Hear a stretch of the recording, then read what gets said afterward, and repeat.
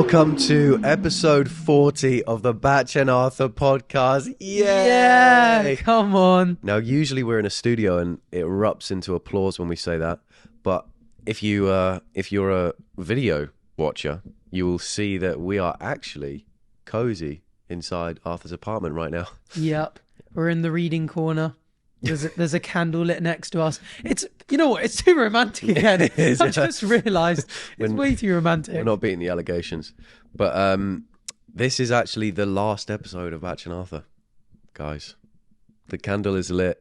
It is a funeral. But only for this season. Yeah. That's I right. think 12% of people listening are already crying, by the way. So you've ruined their day and made it again. Oh, God, I started to well up, actually. Yeah, it's a season finale because we were like, that was a big part of the reason why we decided to do the double episode around Christmas, because we were like, we want the New Year's episode to be a big grand finale, finish season 1 on a nice round number. Yeah. The big old 4-0 ahead of season 2. That's right. Which is going to be bigger, better, full of. Come on, help me out. Full of laughs, full of memories. More of this shit. Well, whatever the hell this is. This weird mix of brain rot, humour, science, philosophy. Handsome people. Handsome fellas. Oh, your moustache. Oh, yeah. Your beard's gone. So, yeah, I was sleeping one night and someone stole my beard in the night. It was me. I couldn't help myself. It was you. Oh, I can see it. Oh, no, you kissed No, I've been coughing up hairballs ever since. Oh, No, you I'm going hate to get a it. crazy amount of hate for that, actually, because people loved your beard. No, people hate my beard. That's why I got rid of it. Oh, really? Because I saw a Twitter post. It was like, R.I.P. the beard. Oh, I didn't see that. Yeah. No, I was getting an overwhelming amount of comments saying shave. And they all got filtered. Like on TikTok, you get filtered comments when TikTok thinks you're getting abused. Oh, TikTok didn't want you to shave that thing. No, it didn't. It liked it. But in my filtered comments was just full of shave. Oh, shave it off, shave it off. So I was like, oh, okay, fine, I'll do it. But I wonder if it's like the haters are the loudest minority. So now you shaved it. Everyone's going to be like, what did you shave? Why was that under there? What the hell? Yeah, I regretted it straight afterwards as well. I told you. I regretted it. I think you look great both ways. Yeah, you're right. You're right. You're right. So we've got a bit of a general plan for this episode. It's another one that's quite talkative, except from the quiz. Mm-hmm. There's a quiz. Oh, there's a quiz. Of course. I mean, a year in review. Yeah, of course. We've got another one. So just as a general outline, we're going to speak about it being New Year's. We had a little party last night, so we'll speak about that. Speak about some New Year's resolutions. Both mine and Batch's, and we asked the Patreon a year in review. Just be like, wow, what happened this year between us and the world? We're going to do the little cheeky quiz of the year. It's quite a short one. It's a question for each month. This isn't one I prepared. This is another Ruby Spectacular. So we can both take a turns asking, and it's in a drop-down thing for us to see the answer. So we can both get involved. Oh, a question for each month? For each month? Yeah. Oh, bring January out. You're getting questioned first of all. And then we're going to speak about next year to finish off, to tell you guys what to expect in season 2, what to expect in our season 3, friendship, our lives, our homes, our hearts. I'd love to make my home look like a cottage. It's kind of impossible. You've been watching The Holiday over Christmas, haven't you? No. Oh, where she swaps the LA apartment-y lifestyle. No. I mean, it's a house, it's massive, for the nice little cottage outside of London. That is a great film. Great film. That's a great film. That was in both of our top 10 Christmas film lists, wasn't it? Yeah, I mean, I don't know how much you actually stuck by your top 10 in the middle of the thing. Your number 9, you said, was easily a top 3 Christmas film. Oh, that is top 3. I put it at number 9. What that brings me on to, I just wanted to mention, I watched Die Hard over Christmas. Oh. So overrated. Really? Yeah, so bad. If that came out now, everyone would be like, what the hell? Really? Yeah, so You know mid. what? Actually, before we begin this New Year's stuff, there are 2 films I've watched recently that I've been like, you know what, I really want to watch these. Yeah. Number 1, Fight Club. Oh, yeah. I love psychological thrillers. You didn't like it? People say it's like the most epic movie ever. And I watched it and I was like, that was quite good, but nowhere near like Really? top couple movies of all time. Not even close. Wow, I love Fight Club. I mean, interesting twist, kind of cool theme, like kind of clever. but you don't walk away from it like, no way, that blew my mind, or like, no part of it is particularly mind-blowing. I tell you what is mind-blowing. The end scene where Where Is My Mind by the Pixies is playing. And Great looking out song. the window. Where is my mind? Where is my mind? And I learned that on piano. Oh. And I That's a forgot good it. one. And what was the other movie I watched? I'll come back to it. You know what? If you want to find out, follow me on Letterboxd. Oh, do you actually have Letterboxd? I've got a Letterboxd, yeah. Okay, I've got to report your account. You know what? I made it because I watched that Netflix End of Times movie, and I was I've not seen so that. pissed off at how bad it was. I was genuinely I was shaking as I was writing this review. No, you weren't. You know what? Should I see if I've got That's Letterboxd kinda on my terrifying. phone? And kinda it's the only one I've done so far, like in terms of review. I don't think I... No, I'm not going to get it. Oh, here we go. Arthur part of me Frederick that on wants it. Letterboxd. And I bring that up because I've also got Goodreads. Because when I was telling everyone that I was reading Everyone Sam wants that. Harris's Moral Landscape, everyone was like, get Goodreads. So I've got it. And I've just finished Moral Landscape, actually. So I'll write my review shortly. I don't read enough to get good reads, I don't think. Even just for like 1 or 2 books, just be like, you know what, I read this, would recommend. Even if you don't write anything in text, be like, I like this book, whack it on 5-star, and people can be like, oh, he's read this and liked it, I'll go check it out.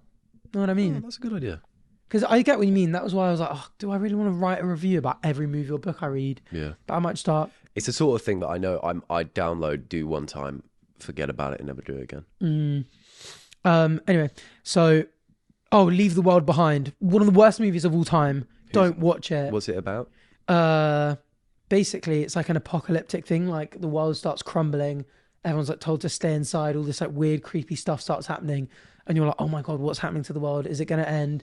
Everyone thinks they're going to die and stuff. And it finishes and you're like, That sounds really good. I'm going to watch that. you know what? Here's my review. I finished watching this film feeling empty, disappointing, and overwhelmingly frustrated. For 2 hours of the 2-hour 20 runtime, you're left confused with few hints as to what is even going on in the world. And in the final few minutes, the big reveal that brings some of the story together whimpers onto screen. The story feels like a jigsaw puzzle made up of several smaller jigsaw puzzles that have the same theme but don't quite fit together, with some pieces perplexingly left entirely unused. No amount of symbolism, metaphor, or projection can rescue this dull, uninspiring, and muddled attempt at a movie. You could have been a film critic in another life. Yeah, I should have been. I was raging. And then you read it after and it's like, but this is a metaphor for... And it's like, if you don't enjoy it at the time... It doesn't really matter. And the metaphors we're not even that clever. It's such a reach. Anyway, I need to get through more reviews. But I put a bunch of my favourite films on there. Nice. I started watching Lord of the Rings over Christmas as well. No way. Yeah. And did you like it? I really like it, yeah. Oh, I I'm watched so glad the to first hear. 2. I've got the last one to do. Oh, Chris will love that. I did it because of all the references Chris makes in his videos, so I can understand a bit better. And in social And in social situations. Every time you'll see Chris, there'll be he always gets his ring out. Brilliant. No, so should we actually... Well, speaking of Chris, he hosted a little New Year's bash last night. Oh, yeah. That's our first topic. That wasn't weird. That was a good segue. Yeah, that was a great segue. And if you're wondering why we're a little bit run down, that's why. Oh, yeah. But, God, what a crazy night. I said to Batch, how are you feeling today? And he was like, this is the worst, most hungover I've ever been. Yeah, I don't tend to get hungover because I don't really drink to the point where that would happen. You know what I mean? Or I tend to sober up by the end of the night. So I go to bed, I drink a lot of water and salt, and I wake up fine. But this, oh God, I made some terrible decisions last night. We were playing Flip Cup and there was a lot of us at this party. Yeah. And I'm not going to lie, it was me and Chris and then me in the second game pouring the drinks. Yeah. And because there was like 20 of us playing and like 20 drinks to get through, I was like, oh, that's like a, half an hour game? Let's make each one like a double. Yeah. But then obviously kind of forgetting that it doesn't get perfectly split up. No.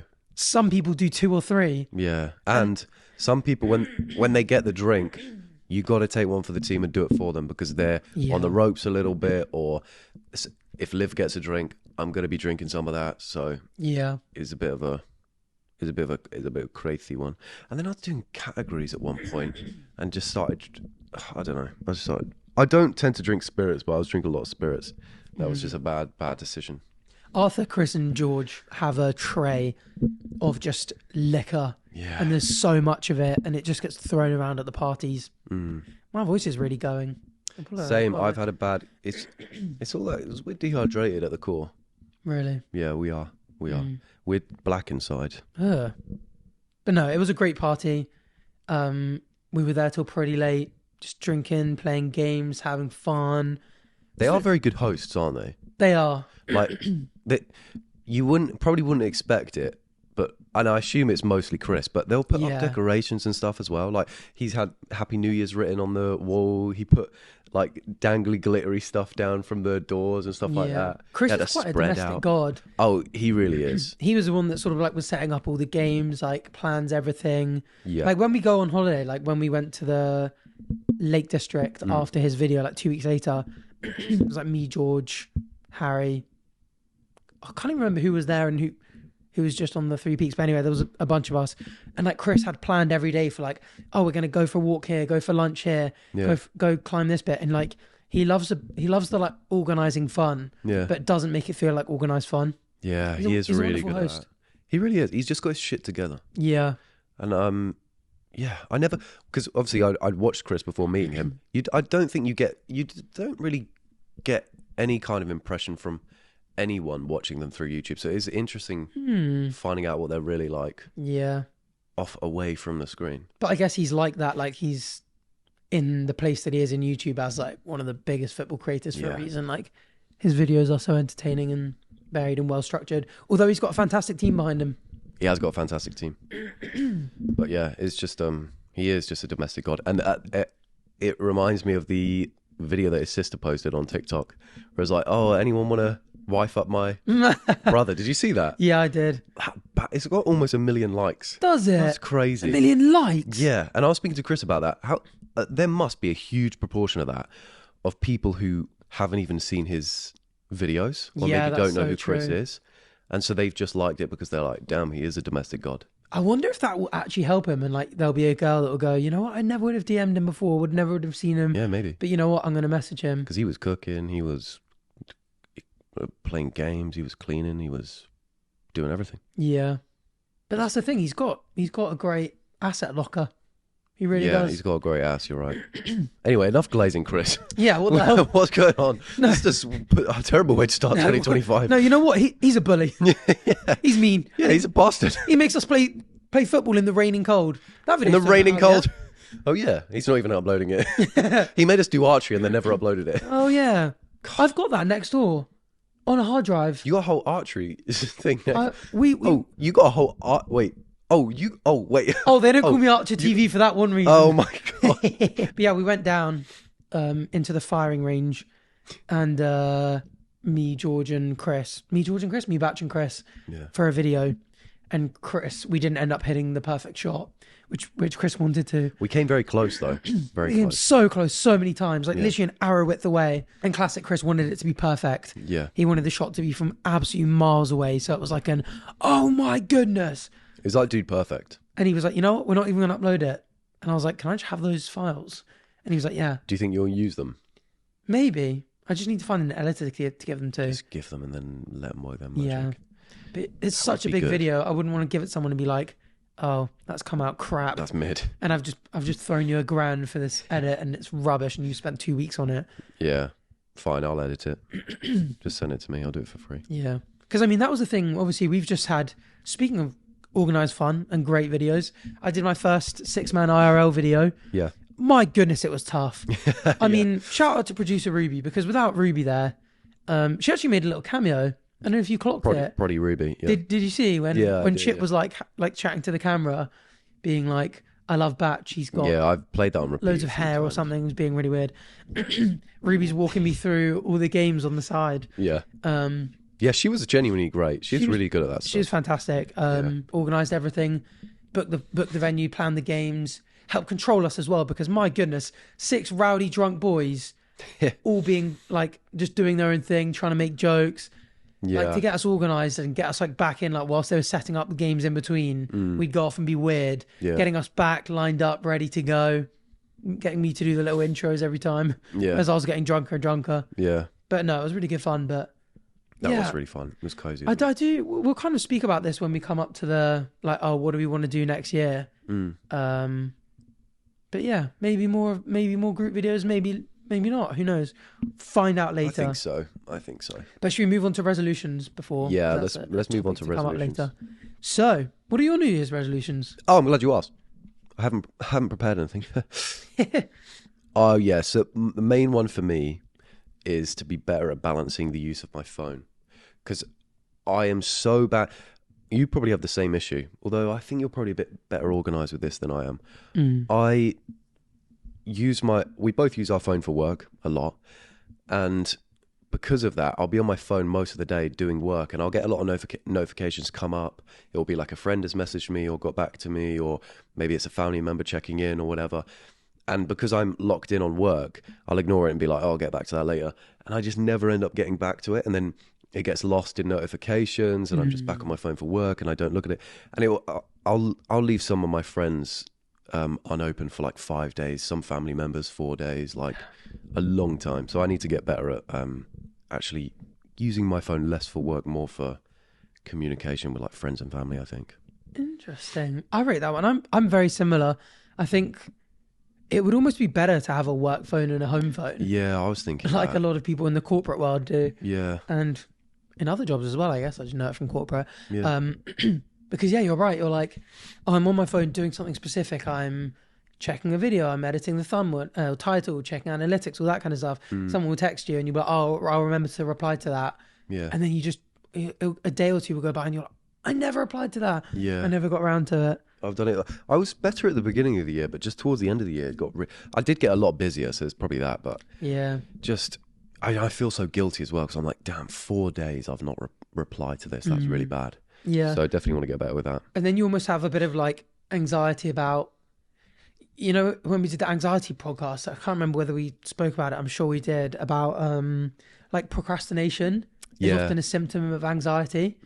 And I don't think I really went into this that much, but a lot of the reason like you procrastinate is you naturally feel anxious about things, and it's almost like putting it off. Yeah. Like you procrastinate from revising, because when you're revising, you have to confront the fact that you've got an exam coming up. Yeah. And that obviously makes you anxious in itself. And so your brain loves to procrastinate from things that make you anxious. Right. And when you're like, oh, I haven't replied in 2 days, you can often be like, okay, I'm going to do that. And then your brain almost just doesn't want to do it. Yeah. Because you have to confront the fact that you've left them on red, or haven't replied in a few days. And yeah, I definitely have that issue for sure. Yeah. I'm a procrastinator in every sense. Yeah. So I'm, this is why I've gotten so good on Notion, because like I'm so big on Notion, or just like a hub to organize yourself. Because with what we do, we haven't got a boss going like, oh, between 9 to 5, you know, you need to be doing these 3 tasks and get them on my desk by the end of the day. Yeah. You've got so many things to think about, and you've got a lot of choice. Like, do I prepare a big video? Do I prepare a solo video? Do I film? Do I record? Podcast, YouTube video, TikTok, Instagram Reels, stories, all this kind of stuff, brand deals, brand emails. Yeah. And then you've got to like balance your family and personal life in there as well. I love having a Notion, and someone asked for a Cameo from me earlier on, actually. I did like a £9 Cameo, £9? I did like a 9-minute Cameo. Yeah, your cameos are so long sometimes. It's so funny. I did one that was like 9 minutes, because someone was like basically going like, how do I manage uni applications, studying, social life, all this kind of stuff. And I was like, scheduling is just the best thing ever, because you can never feel guilty about being on a break if it's scheduled. Like if you're like, oh, I really have exams to be studying for, and I've got this college applications, and again, you have the same performance anxiety of like, oh, what do I do? And it can almost become so much that you go like, oh, you know what? I'm going to have a nap and I'll go approach it later or something. Yeah. If you're like, oh, I'm actually in the 1 hour slot dedicated to studying, you're just studying, and you're not going, oh, maybe I should be doing college app. And you're like, I've done it. I'm doing what I should be doing. And then when it's break time, you go, I've got an hour for lunch. You eat and stuff, and it's done in 20 minutes, half an hour. You're like, man, I can actually spend half an hour doing something I enjoy doing. I can reply to friends. I can, you know, get a massage from my neighbour. Or are you suggesting I give you a That's what technically neighbours. We've got our massage like me and you straight after this podcast, by the way. I forgot I put that in.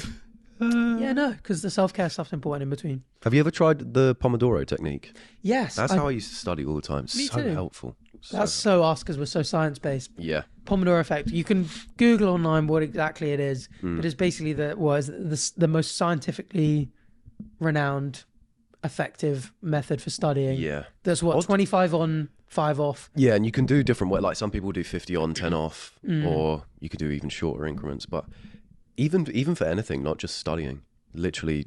So if you've got like a lot to do around the house and you're like, you're procrastinating it. If you go on YouTube and you search Pomodoro session or whatever, it'll basically set a timer of like 25 minutes where you're working, and then you get a 5-minute break, and then 25 minutes working, 5-minute break, and it breaks it up, and maybe you do like a 5-hour period where you're doing that.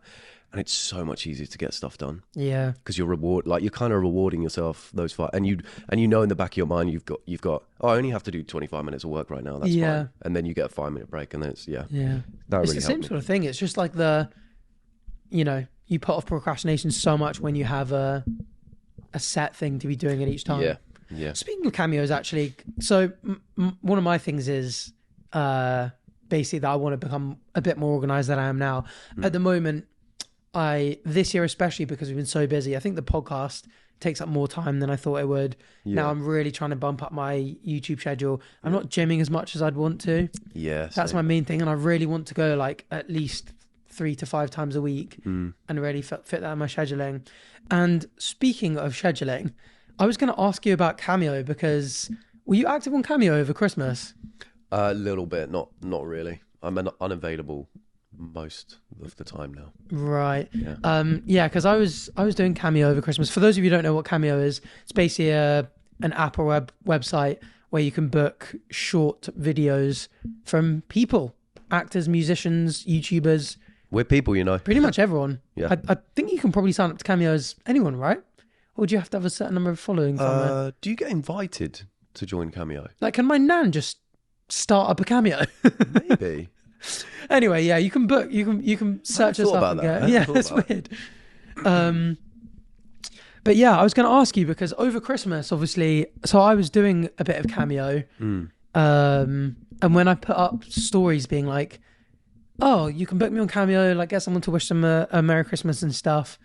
I was getting quite a lot of like questions about it, and to start off, so why aren't you active all the time? I just don't have the time to keep up with the requests, and a lot of them were just expiring, and I was just like, I just gotta leave it. And to be fair, after a few expire, they make you unavailable on that anyway. They and I just auto-cap leave you. it like that. Yeah. Because I know I can't keep up with demand. Yeah, it's a tough one, because it's like when we can be doing anything, like doing podcasting, YouTubing, like so many other things, it kind of has to be worth it. Yeah. But then if you put your price too high, it almost feels, I don't know. Yeah, cheeky, just being like, because as obviously I've grown on social media, I'm sure you've been the same, because we've kind of spoken about it a couple of times. Your price naturally goes up because, I think when I started YouTube, my first cameos were like £10-20. Yeah. But if I set them to £10-20 today, I'd get more than I could do in a day. Yeah. And I'd be like, well, I can either spend 10 hours doing these cameos and never have any time for anything, or I can increase my price. But then I feel like if you increase your price to a point where you're like, oh, maybe I'm getting like 5-10 a day, you do price out a lot of people who can be like, oh, I really wanted this for my birthday, but like, that's a lot more money. I do get that. It's a tough one. Yeah, it's a difficult one. I guess it's like, because it's a weird one, because we just can't reduce the price, because then you wouldn't get around to doing any of the cameos. But then if you have the price high, the people who really want it and have the money to buy, like the thing is as well with a cameo, I've personally never bought a cameo from someone. I think you have to be like, you really like this person to buy a cameo. And so if people can justify it at the price point, then fine, fair. But if you look at the price and you're like, no, that's too much, then absolutely fair enough. Yeah. You don't need one anyway. I mean, that's true. I mean, it's good that it's a luxury good rather than a necessity one. But I mean, it kind of is like the prime, like it just throws me back to my A-levels economics class of like, it's basically just like allocation of scarce resources, isn't it? It's like there's only so many you can do a day. Yeah. Like, you know, you got to meet it at a price where you go like, I'm happy to do this number at this price. And there's also a number of people who are willing to pay this price. Yeah. But I do just feel like as you get bigger, it does get to the bit where you do just price out a lot of people. Yeah. And so I don't know. I was just trying to figure out whether I'm going to continue doing it, because I was doing it over Christmas and New Year's because like it was nice to be able to say, you know, for people to get Christmas things. Yeah. And maybe that is like, you know, people can justify spending a bit more money because it's kind of like a gift for someone else. But then that's the other thing at the same time, like, you know, we're kind of laughing before that some of my cameos are like 5, 9, 10 minutes long. Yeah. But then when you've only got a couple to do per day, you really can spend a lot of time on it. Yeah. So like someone asked me for movie recommendations, and again, it was like a 5-10 minute video of me like sitting down talking about all my favorite movies of all time. But if my Cameo maybe was half the price, and I had 3 times as many, I would have only spent 1 or 2 minutes on it. That's crazy. That's so long. It's seriously, it's when people like get me YouTube yapping video. about stuff. Someone, the longest one I think I've ever done is about 10 or 11 minutes. And someone asked me for my favorite animal facts. And I genuinely, it's because you don't really notice. I'm just like, okay, I'll speak for a minute or two about my favorite animals and animal facts. And you just yap. It was the same for favorite movies. And I was like, oh, let me get a list of some of my favorite movies. Do you know what? I'd love to know if anyone's ever bought a Cameo from you and not watched all of it. Oh, yeah. They were like, fuck that. I'm probably the only person with retention curve on Cameo that isn't 100% because people are like, all right, I get it now. Yeah, by the end of the Cameo, you forget that you're filming a Cameo. Yeah. You're signing it off like it's a YouTube video. I can imagine someone uploading it as a full YouTube video and monetizing it. It's like, oh, Arthur's speaking about his favorite animals for 8 minutes long. Yeah, well, they're going to do it now. Yeah, but you can't, because I think for the commercial fee, there's like a commercial fee and a personal fee. Yeah. So if someone's like, oh, because otherwise like brands could come and just be like, yeah, oh, I'll pay batch like this amount to just speak about this product. I've turned and post it on TikTok. Commercial off. Have you? Yeah. Why don't you just say it as your TikTok price? Just because. Oh, everything has to be done through my agent anyway, so I can't even do that. Fair enough. Yeah. Yeah. But it's an interesting one. I'm curious what you guys think, because obviously like a lot of people that watch this podcast probably get cameos. I know quite a lot. Sometimes it's like, oh, say hi to the worms, or, you know, I love the podcast and stuff. Yeah. I'm curious because as well, the slushy noobs who we speak about quite a lot. This, by the way, is a very slushy noobs episode. We are. It does feel like it, actually. Yeah. We're sat here. I'm wearing that too. Oh yeah, you are wearing the merch. Yeah. We're sat here with handheld mics, one camera, 1080p, no editing, no multiple angle shots, because our set is being built as we speak. No producer, no Lara, who we missed dearly. She's not dead. Well, might be. Depends how crazy her New Year's Eve was. She went to Brazil, so we don't know if she ever made it back. You got to get flights to those places, I think. Yeah, and there are some pretty crazy parties. Maybe she'll never come back. Yeah, that's true. Because Brazil, I really want to go. The beach parties look so fun. I want to play football on the beach. Anyway, why was I bringing up Slushy Noobs? Oh yeah, their cameos are so expensive. They're like over 200. Yeah, yeah. And that's I can imagine they get loads of requests. But that's the thing. It has to be. And also, we only take home like half of it. Yeah. Apple take like 30%, right? And then Cameo take 25% or whatever. Yeah. So yeah. I'll probably stop Cameo because of that. Yeah. Yeah, because charging like 200 quid and then being like, I get 100 out of it. Yeah. And if I spend 10 minutes on that, like I could do a video in half an hour. Yeah. And I'd probably make more than 3 cameos worth. Yeah. On a video. So you make 5 mil on a video easy. It's just I do think though the one upside, I do think it's a nice thing to add in. Like I think it's a nice thing to be able to go for like some people to have messages from us. Do you know what I mean? Like we don't have to think about everything in terms of like, is it my best return on my time? Like, is this the most pounds per hours I can extract from my day? Yeah. It's quite nice to be like, oh, you know, if someone wants a pep talk and they want some advice on how to study or university, or they want to know favorite film recommendations or animal facts or anything like that, you know what, they can. And, you know, maybe I'd earn more money doing a YouTube video, but maybe I'll do it instead. But then can we even say that when we're charging? Although mine's a little different because they kind of just want me to be the old man and say something filthy.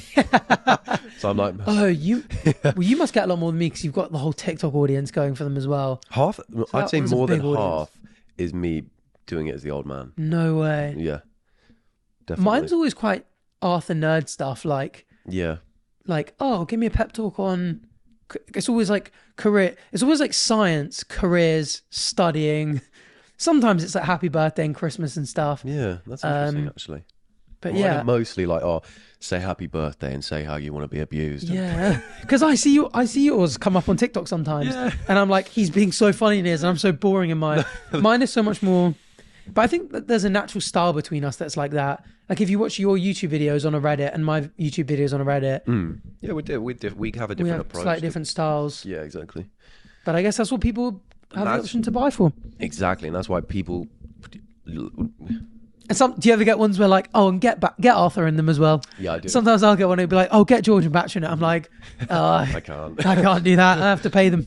You're cheeky. Yeah, I charge him a lot of money to get me, even on this podcast. He started paying me now. Yeah, but sometimes I've had you in from time to time if I'm like, oh, this has come through. If no, if we're there in person, yeah. But Yeah. if we're not around, then he's got to go out his way to come and find me in the building because I'm often not in my apartment. I'm just in the rafters, aren't I? Yeah, Crawling around. you're a busy man doing a lot of weird stuff. Thank you. Yeah. Anyway, this has all come from us speaking about New Year's resolutions. Oh wait, before you segue so smoothly, can I just say I'd like to bring up the fact that Slushy Noobs are going on a break. Oh yes, so I've seen this on TikTok again. I don't watch as much content as you. I think they are just going on a short break. They've not put a time limit. They've not said when they'll be back. They're just having a break from it, and I think it's kind of genius. Why? Because they were uploading, I think, every day for 2 weeks before they went on a break. Oh wow! They had so they had some crazy like boost in views and followers and everything in that period. Then went on a break. Now I think they're going to be still going to be filming during this break period, but filming big videos and stacking them up and getting ready to come back with a bang. They come back really consistent with big hitters, and it just pushes them up. That's a really interesting like work orientated way of viewing their break, because you are right, it so could be like that. I think a lot of people would assume, as I think I did, that they were just going, I mean, I hate to speak about CPM because I bet some people are going like, we don't care, bro. but shut up, bro. On YouTube, I'm sure you guys have heard that January CPM sucks. Yeah. And that basically just means that like per view on our video, we get like half as much as we do at the end of the year. Yeah. So like if you get for every 1,000 views, yeah. So a lot of people just go like, you know what? If I'm going to take a holiday any time of year, I'm going to go in January and just be like, I'm just not going to upload because there's no real point. Yeah, advertisers don't really pay much out in January. Yeah, because obviously if you're any kind of company, you're pumping money out for ads in Christmas to get Christmas, like to get, you want people to buy your game or your whatever Rose it is, toys. or go or your Rose toys. I wonder what the season 2 Rose toy is going to be. I don't think it's going to be a rose anymore. I think it's going to be buddleia. What the hell is a buddleia? It's a long purple thing, flower thing. Fascinating. Buddleia would be perfect for the ass. Wow. We need to look into that. We need to make a buddleia toy. Yeah. Because rose toys are kind of falling off anyway. They have, haven't they? We don't speak about them as much. No, exactly, and that's why they fell off. Yeah. But anyway, companies are like pumping money in to advertise their goods and services over Christmas, and then January comes and no one really spends and no one really advertises. Yeah. So I was thinking they were just going, let's just take some time off and chill. I mean, kind of same with us. We're taking our little break, Just so you guys know, the next episode isn't coming out on Thursday. Oh, yeah. It might be a couple of weeks. Oh, we didn't even say that yet. Yeah, we're going on a break. Sorry. But it's only because, this one's finishing and then season 2. We've got to wait for the set to be built, stuff like that. Yeah. No longer going to be sat on a grey sofa in front of a black curtain. That's right. We should have somewhat of a set. Don't expect anything crazy, but who knows? It'll probably just be like this. Yeah. This is quite cozy. We jokingly were like, should we have not gone with any production company and just done the whole podcast like this? Just set up in my house, just come upstairs. So much easier. We'll film 2 podcasts on one day every 2 weeks. And that's it. And it's just cozy. You come in. You don't need a producer. Blankets. We can have hot chocolate. Yeah, that's nothing stopping us from having hot chocolate right now. Yeah. I didn't even think of that. Also, this does mean we have said our final goodbyes to Lara.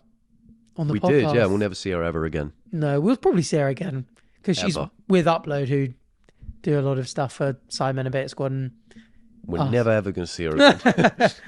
but no, we will miss Lara dearly. But who knows? You know, her career and our career could go on for many more years, and we could, you know, our paths could once again cross. Yeah. Oh, this would be such a good callback if that ever did happen. Yeah, that would be sweet. Oh my God. And anyway, we're going to replace Lara with Lara's brother, Yeah, we actually have no idea who our next producer is going to be, Bara. which could be interesting. Dara. The Chaser, yeah. The Chaser. He could just be our producer. He's more interesting and funnier than us. Yeah. He can't be behind the camera. Although That's true. in modern times, producers often go on camera. They get themselves a Probably little see. camera and mic. They're basically a third host. Yeah. Prodigy C is legendary for that. And now, anytime I see a producer on camera, I think He they're paved the way. walking in the footsteps of Prodigy C. I want my duo. I just want it to be me and you. I'm sure I like the new producer and I like Lara a lot. But I like the duo dynamic. Our new producer watching this back. No, yeah, you can shush wherever you are. No, I mean, they might have a camera and mic. It would be interesting. But I do feel like you say this as well, that we are sometimes our best selves when it's just us on the pod. Yeah. We love having guests, but Yeah, I personally don't feel as excited for a guest episode when it's not someone we know. yeah. Because it's more stressful. It is more stressful. That Christmas episode, when I was just trying to get... I just could not get anything to work. The Notion wouldn't work. I couldn't pull up everyone. But they were our friends. They even were our friends, and the Notion wouldn't work, and the segments, and... Yeah. Oh, God, you've got to impress everyone, and... You got it. They were not enjoying a lot of the segments. I was like, oh, new segment alert. Bring up the facts. And they were like, we don't care, bro. And I was like, oh, sorry about that. They like their toys, though. They didn't. George hates baths. He said it outright. Yeah, he does. That's true. That's why he stanks. I think that he probably, he probably binned it. I didn't bring it home. Wait, is it still in the Lara studio? brought Arthur the music box after, because we went for a pint after, and she brought him the music box, but didn't bring George his bath bomb. And I've not had it in my Tupperware box.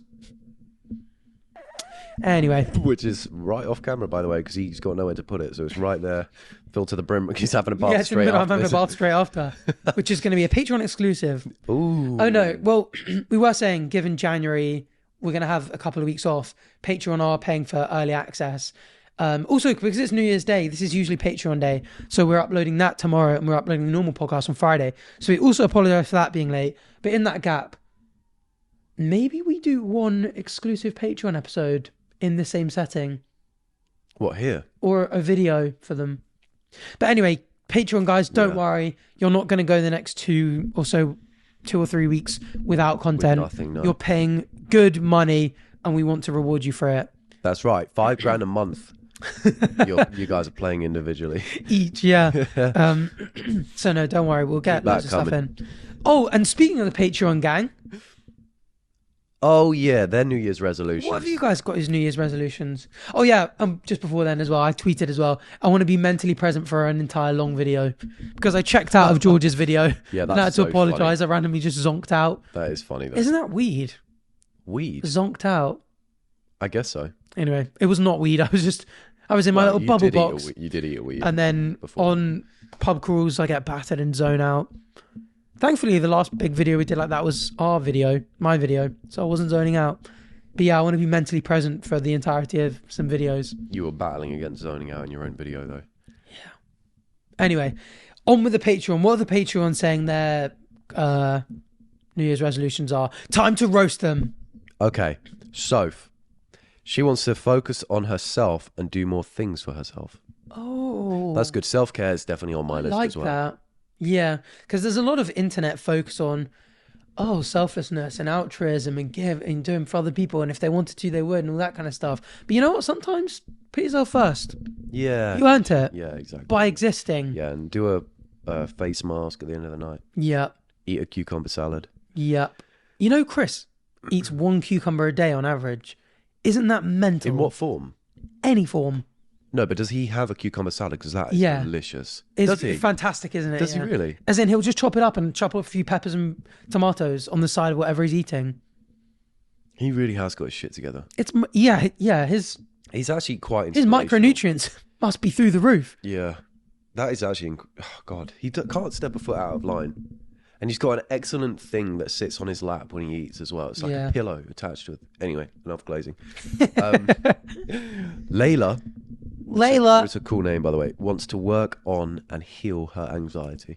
Ooh. Nice. That's a good one. That is a good one. Work on it, I think, is a fantastic one, because it's like, there's probably always room for improvement and things can always get better. And that's optimistic. But also I would say, I think sometimes having an end goal or objective that might not be possible. I don't know. I can never figure out whether I think it's a good thing or a bad thing. Because sometimes it's good to have a goal that's out of reach. Yeah. In some ways, because if I go, I want to hit 1 million subscribers by the end of the month, I could be so hard and so motivated and it will really drive me on. It will drive me to my max, because even at my max potential, I'm not going to hit it. But at the same time, you could end the month and be like, oh, well, I didn't hit it, and that could bum you out. And I would say with the anxiety one, like anxiety, it's not always possible to heal. Yeah. So I think, although it's great to be like, oh, you know, have a really optimistic look that it could get better and one day it could completely go away, which it so could, by the way. Like, a lot of people can work on anxiety and it can go, and good luck, and I very much wish that. But also at the same time, having some sort of expectation that, or at least like being aware of the possibility that it might not, might make the blood. It's very stoic. It's very like the essence of stoic philosophy is like almost accepting that life sucks and that bad things happen almost makes people happier, because when something bad happens, you go, oh, well, of course. Yeah. You know, there was, I think, a famous stoic philosopher who was put to death, and as he was being carried up to be hung or whatever it was, I think it was his wife and daughter were crying. I'll find out exactly what the details are, because it's roughly this. I don't know. It's in here somewhere. The wife or the sisters. It might even be in Marcus Aurelius's Meditations, but he says, you know, what use is it at crying at this one moment? All of life calls for tears. Oh, wow. Just a stoic basically being like, you know what are you crying now for? Everything in life sucks and it's awful. You should cry all the time. It's a bit of a pessimistic outlook. Yeah, but just going like, you know, pessimism is great sometimes. It just means that, you know, if you read the weather and you know it's going to rain and then you get rained on, you never really feel like why, you know, frustration and anger. You just, you know, you were expecting it. Yeah. And so when the bad thing happens that you expected happens, you're like, oh, and it can make it easier to deal with. So I don't know whether this is really bad advice, because you might be sitting there going, oh, I was kind of hoping it was going to heal, and it might be. But it's a mix of the two, I think. What do you think? I think, yeah, I don't know. Oh, you could 100% work on it, and your anxiety will 100% get better if you work on it. But yeah, and I say you could like completely heal. The thing is, because I really struggle with anxiety. Now it's still there, but I just don't really think about it because I worked on it so much. So I would say now that, yeah, I get anxious, but I wouldn't say I've got anxiety now, whereas before I did. So you can definitely get to a point where you're like that, and that's definitely a good thing to work on. And what about in terms of advice, in terms of going, you know what, shoot for the stars? Or do you prefer to have the more like... Yeah, I 100... Slightly pessimistic, like, oh, expect things to go wrong. And so when they do, it doesn't come as quite a blow. A mix, because every goal I set, I make sure I can't reach it. Like, you are like that. Do you remember, I think it was on a podcast when I had in my calendar... This was like months ago. It was like in my calendar. I just put it in my calendar. You should hit 5 million subscribers today. Yeah. And I read it. And I was like, oh, I have not done that. And so how does that make you feel? Fine, because I know setting that goal. Oh, the 5 million sub one's silly, but I will set like. You know what? All 5 million of you listening right now, go subscribe to his YouTube channel, because come on. I'm so close. I'm at 4.9. Come on. And subscribe to mine if you like Arthur Frederick. It's a great video, great channel. But go on. Sorry. Yeah. I never feel bad that I don't hit my goals, because I know I'm setting unrealistic goals. So I have no expectation of hitting these, but I really try to hit them. That's a nice blend of the two then. Exactly. So when I get to that day where it says you should have hit 5 mil, I'll be like, oh, I didn't hit it, but I knew I was never going to hit it. And by aiming for 5 mil rather than 100K, I managed to get to 300K at the time. So it's like, it does push you a lot more by setting unrealistic goals. My goals this year, I will not hit this year. I think it's a better way to do it. You might be right. If I hit goals, then it's like, you do slow down a bit because you're like, oh, I did that. Good. But then I guess it also probably changes from person to person because people that's true. react in different ways to hitting and missing goals and having targets and what motivates people. But overall, Layla, we wish you all the best with it on your journey. Yeah, because it can get better, and you know what? If you're working on it, it will get better. Amen, brother. And listen to episode 18 in case you haven't already, because Batch smashed it out of the park with his anxiety it was an episode. anxiety episode. You should listen. Oh, she's probably already listened to it. Which, by the way, going back to Cameo every now and then, sometimes people will go, can you, will say, oh, by the way, and I have anxiety. So many people will go, by the way, I struggle with anxiety, and episode 18 really helped me. That's good. People loved that episode. You really killed it. That was a fun one to do, actually. Yeah. I lie awake at night being like, every episode I've ever prepared will never come close. That's not true at all. He's mogged me episode-wise. No, that was not mogging. No. Proud of you. Charlie says, I genuinely don't make them because I never stick to them. An interesting, I thought I'd throw that in there because that's a bit of a different one, isn't it? A different one. Yeah. Maybe, Charlie, this time you should make your New Year's resolution to stick to your resolution. Oh, yeah. But then they need one more. And then it's an endless cycle. Yeah. You're like, oh, my New Year resolution is to stick to this resolution. Oh, I'm sticking to it. Oh, it's my New Year's resolution. But yeah. But then she did follow up and say, oh, maybe quit nicotine, but I can't be asked, to be honest. Maybe just do it. Yeah, you know what? Just do it. Yeah, just do it. This time next year, we want to have a submission from the Patreon gang being like, hey, Charlie here, I quit nicotine. Yeah, that's right. And you're on a bigger drug. Something that's harder. God, something no. Oh. God, no. What the hell? It's methamphetamine. Oh, of course. I got bouncing off the walls. Oh, of course, the classic crack cocaine. We want to see you tweaking when we will have our live show. We want to see you front stage. Yeah, we want you to get to the best, the top. We don't want you to settle for anything less. Anyway. Good luck, Charlie. Good luck, Charlie. Was that definitely a she, her? Yeah. Nice. Yeah. Well, profile picture was a girl. Oh, fair enough. In my opinion. A lot of people saying that they wanted to watch more films. Ooh, more reason to follow us on Letterboxd. That's right. Well, I don't have one. Oh, yeah. More the reason to follow Arthur on Letterboxd. And you know what? I'll note when I've watched them with Batch and his opinion, because we do movie nights quite a lot. We haven't done it lately. December was very busy for us. Yeah, that's true. We should start watching some Christmas films in January. I back it. I didn't watch Muppets Christmas Carol this year. Oh, we can do it in February. Because schedule that in. My Christmas was so busy. Oh, well, maybe next year. Yeah. Maybe you'll have a Christmas next year as well. Moles, which I think is short for Molly in my opinion. Oh, yeah. Says she wants to say yes to more things. Ooh. What? Do you want to subscribe right now? Then do it. Do you want to subscribe to Arthur and Batch's YouTube channels? Then do it. She said yes to both of those. Oh, send us £100,000. Yeah, in liquid cash. Yeah, we don't want assets. No. Oh, we got enough ass. That felt weird saying liquid assets for a second. Liquid ass. Liquid ass. Liquid ass. Liquid ass just lit. Yeah, that's a good one. As long as you mean like or maybe you've been saying no to things because you're like, oh no, I'm kind of anxious to do that, but you know it's good for you in the long run. Have you seen Yes Man? Yes, yeah. That's a really wholesome movie. Yeah. Basically a movie about him entering a covenant with this guy to say yes to everything. Yeah. And he's a bit of a boring loser at the start of the film. And because he says yes to everything, he's learning how to play musical instruments. Exactly. He's learning different languages. He's saying yes to dates, yes to weird social occasions that he thought he would hate and ends up absolutely loving. Yeah. And his life becomes great. But then the end of the story, it's like the moral is you can say no sometimes. That's true. And I think, because you can set a good resolution is saying yes to everything, and a good resolution is also saying no to more things. Oh, yeah. I definitely need to say no to more. Soph is almost saying she's going to say no to more things, focus on herself. Yeah. Being like, you know what? Exactly. No. Look at that juxtaposition.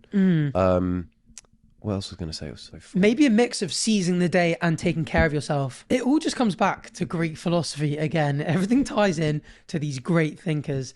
And Aristotle used to talk about the golden mean of like finding the perfect balance between two extremes of equality. Yeah. So you'd have someone like, on one extreme, you'd have someone who's a bore, who never laughs at anything, who doesn't understand jokes, doesn't take jokes well. And obviously they're just really boring. And then on the other hand, you've got someone who laughs at everything, never takes anything seriously, like, you know, spares not himself or anyone else when it comes to joking around. Yeah. And both are too extreme. And you've got to like find a nice balance in the middle of like knowing when to laugh and also knowing when to be serious. And that kind of philosophy, like Aristotle draws up this like massive table of all these different qualities, saying like, here's the deficiency, here's the excess, here's the like golden mean. Yeah. And with these two, the kind of like Soph's idea of focusing on themselves, kind of like saying no to more things, and Mole's saying yes to more things. Yeah. Like they're probably identifying themselves as slightly away from the mean, and that's going to pull them back in. So maybe, you know, Soph says yes to too many things and wants to say no more, and Mole says no to too many things and wants to say yes more. So yeah, all about finding the golden mean. And you know what? Good luck to you both on your quests. Oh, you'll find it. It's out there somewhere. Freya says that she wants to read more books and not go on her phone so much. I really resonate with this. I agree. I want to do that before bed. Oh yeah. That's in my schedule now. Yeah. Going to bed and going like a 20-minute reading slot. Yeah. And I read so much more. To be fair, in general, one of my resolutions, I want it to be use my free time more wisely. So many times I'll be like, oh, I got a spare 10 minutes, or even if I'm like procrastinating and I just end up flicking through like TikTok or something, I'm like, I could have even just watched like half a film in that time, watched the rest whilst I was eating lunch, and then I've watched a whole film. Yeah. Rather than flick through TikTok. And that's something that I want to watch more films, like some classics and stuff like that, or even just ring a friend, or play through a video game story mode for like 10 minutes rather than flick through TikTok for 10 minutes. I just want to get rid of like all the, because I there's so many things that I want to do with my free time that I never end up doing. I agree. Because I'm doing something stupid instead. Yeah. That's again, I brought up like 2 weeks ago on the podcast, saying that I downloaded Audible and started. I've finished that book. Yeah. I've finished The Moral Landscape. Do you like Audible then? Is that do you find like that? I never thought I'd like it, but now, like, if I like, let's say for example, we had a half an hour journey to the podcast studio and we weren't traveling together, and I had half an hour, and you know you're going to lose connection a bunch of the time. There's like not really much you can do. Half an hour of essentially reading. But not just whilst you're sat and with a book open, like on the escalator down, like stepping on board of the train. Yeah. It means that like whenever I'm doing something that's kind of not particularly intellectually stimulating, I can be intellectually stimulated at the same time. Yeah. And now I'm all of a sudden like, I'm going to read so many books this year. Yeah. Because I'm just going to, now I finished that one, I'm just going to go through so many books that like I've always wanted to read and would never really get the chance. Yeah. And now I can, because rather than just spending 40 minutes traveling a day, that 40 minutes traveling is just a 40-minute reading time for me now, which is quite cool. Yeah, that is cool. You will get through a lot of books doing that. I guess it's kind of like listening to an intellectual podcast as well, because it's basically is literally just that. Ruby says, I would like to eat Proddy Ruby's no, sorry. I would like to eat a pomegranate after peeling it myself because I never have. That's her resolution. She wants to eat a pomegranate peeled by herself. You know what? We support you and your goals. There's no resolution too big or too small. Yeah. And that's the beauty of it. That is the beauty of it. I think you just cut them in half and whack them, no? And then the seeds come out. I think that's literally just how Really? Yeah, genuinely. What the hell? That's how I do it. You cut a pomegranate in half and then you smack its ass. Oh. All the seed comes out. Ugh. Oh, just like you. I was going to say. No. Oh, that shit happens to me all the time. Okay, and that's all the worms resolutions. There were more, of course, but I just picked a few. So wait till next year to get your resolution read out by us. Thanks, Patreon gang. Thanks, Patreon gang, for sending those in. And if you want to join the Patreon gang, just go patreon.com/Batch and Arthur. There's a bunch of cool stuff, and almost certainly in this month, in particular January, there'll be more content than usual. Maybe we should do a mukbang again, I think. That's another part of the scheduling that we need to get. We really want, when we're doing the season 2, we're going to have slightly more of a team that are going to be like, get on top of this, your monthly Patreon video, the early access every single time every week. I know we say up to 24 hours, so sometimes it can be like 20 hours or 16 hours before the actual podcast comes out on 7 p.m. on a Thursday. But we'd love it to be consistent so everyone can expect it to come out at 7. We did the last few consistently at 7 p.m. Yeah. But it would be nice to have that consistency. And we want to deliver it for you. Cause we do. We know that you guys are... £5 is a good chunk of money. There's a lot of yummy little things. £5,000, sorry. I mean, it might change. You might be watching this a year down the line. It could be more expensive. £15 because of inflation. But no, we want to get loads of cool extra content done for you guys, and we love it all. It's so fun. Yeah, especially when we do stuff like mukbangs, because I'm greedy. Yeah, and I just love we it. eat all the time. We should just do a mukbang. Every meal should be a mukbang. That's it. Our New Year's resolution is a daily mukbang. That's it. Like this video on our mukbang, Arthur. Whoa. Anyway, moving on. Our year in review. This is going to be a long podcast. Yeah, let's wrap this fucker up. Yeah. Year was good. Quiz was going to be fun. That's it. Thanks. Bye. No. Year review. Yeah, because I don't know if you've seen them, but I've been getting TikTok edits that start off of us being like... Oh, at the beginning of the podcast. At the beginning of the pod being like, we don't really know each other. We've only met twice. Yeah. How's this going to go? We don't even know. Yeah. And now look at us. And now he won't leave mine and Liv's house. Oh. And he keeps saying, oh, this is his. We give him this corner so that now he calls it's it... not my corner. Now he calls it this is his apartment now. Isn't that right, Liv? Who stood over there, by the way. Oh, yeah, she's nodding. It's so funny because people are always like, okay, I thought this was a joke, but people are starting to go, does he actually live with them? Yeah. And I don't spend that much time in your apartment. There was a comment saying, oh, guys, I don't actually get it. Is it a joke that Liv and Isaac can't get rid of Arthur? Or but no, it's true. It is true.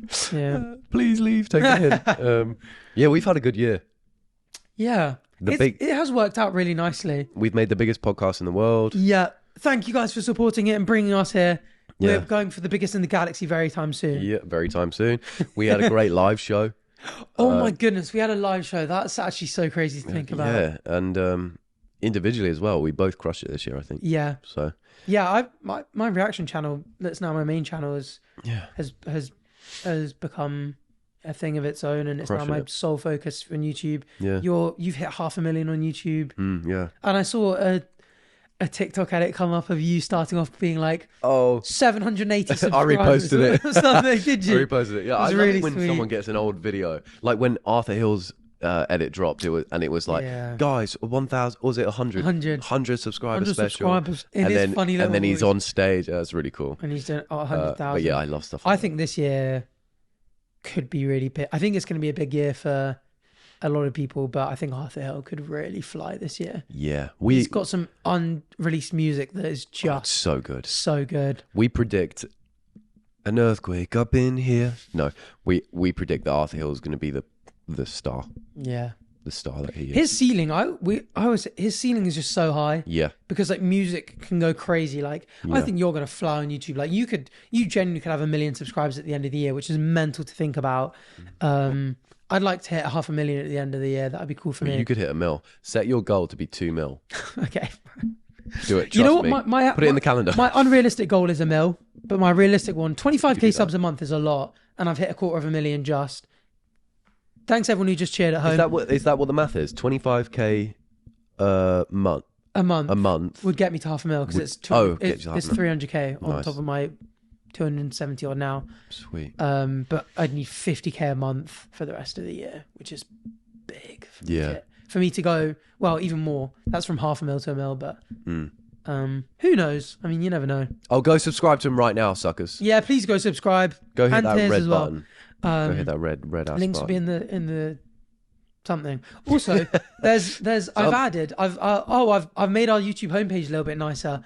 Nice. Rather than it just being episodes. So there's the podcast has a playlist that's now on the home, but there's also a playlist of every video that's just me and Batch together on both of our things. Nice, you spruce things up. So if you want to binge some like pure Batch and Arthur content, and you're like, oh, how do I scroll through Arthur's videos or Bach's videos to find them? They're all there. They're there. Vlogs, That's clever. gaming no, you're videos, Reacts videos. I took inspiration when you told me about that. I took inspiration and I put a playlist on my channel with every video I've been in that isn't mine. Nice. Yeah. Yeah, a collabs video basically. Yeah, exactly. Nice. I just called it side quests. How funny is that? Did you? Nice. No, I like that. No, that's so overdone. But yeah, it's worked out so well because yeah, we had an inkling that we'd be similar because we were both sciencey nerds and Hot and funny. And humble. And humble, of course. The two most humble people in the world. You know how it is. And it's just worked out so well. It's so fun. We have such a good time on the podcast. Yeah, look at us. And look at us. We did it. We did it. We became friends. We became best We of still friends. can't high five. And thank you guys for nurturing it. You are the amniotic sac to our... Oh. And I'm the sperm and he's the egg. And I was just swimming up to him. And I buried myself in him. That's a horrible analogy. He's behind me, isn't he? He's creeping me the fuck. And I'm swimming. And look at this beautiful fertilized ovum that's blossoming into a beautiful entity. Anyway, What else has happened this year? the Queen died. Yep. That's about it. Well, No, nice. there's a lot of stuff in politics and stuff like that, and geopolitics and Mr. Beast transcended. news, all that kind of stuff.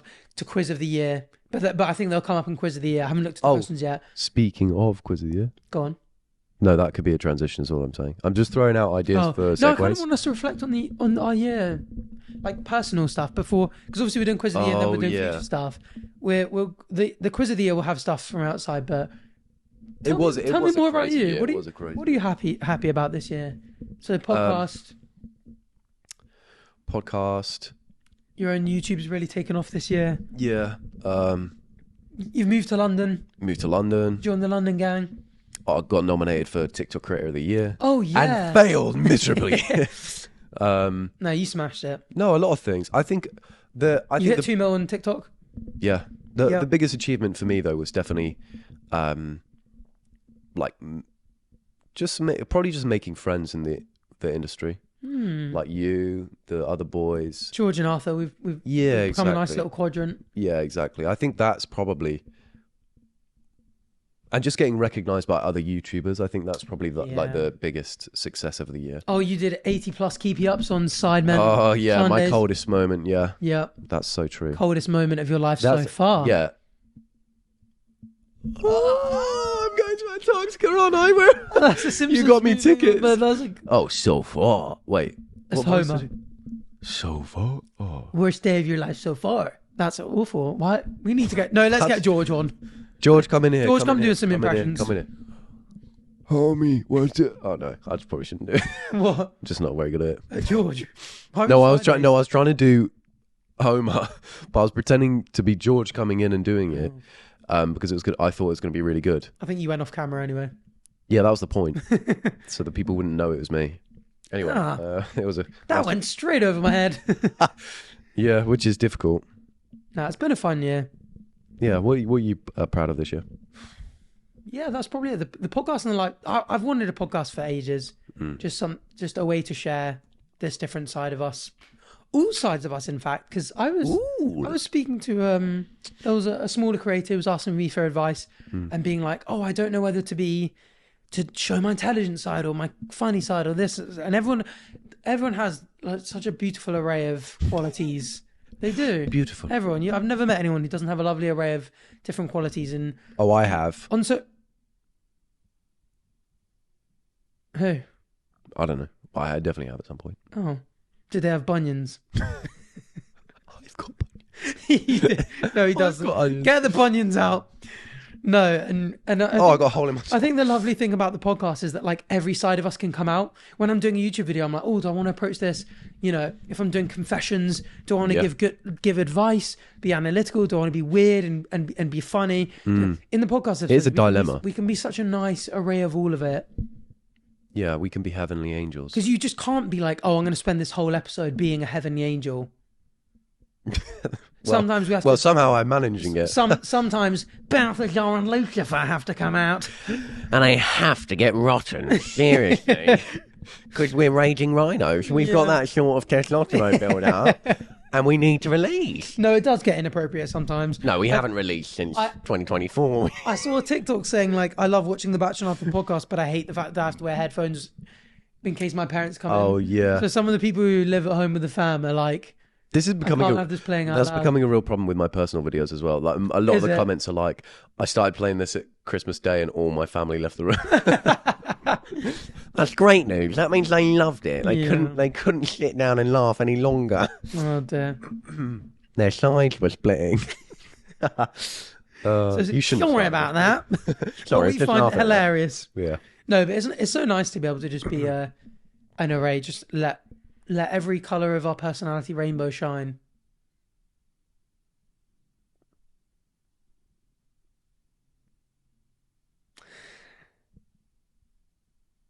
That's about it, probably, for our year-end rant. That's all we've done. Oh, you know what else? I'm TikTok-wise, I'm proud that my old TikToks are finally getting the love they deserve. Because they flopped when I uploaded them, but now... And now look at me. What the hell are you talking about? Oh, that was cold. Thousands of views. It's got thousands of views. It really does. That's so funny, though. They genuinely really have taken off this year. Yeah. That's brilliant. And everyone's always like, Arthur, what is this? Commenting. No, it just shows you never give up. It just shows that your personality can change. But I don't think I'm that different from that. I would probably do that trend again if it came up. Oh, I got no shame. I'm doing that again. You know what? And I'm proud of it. Just stop making compilations and sending them to my parents.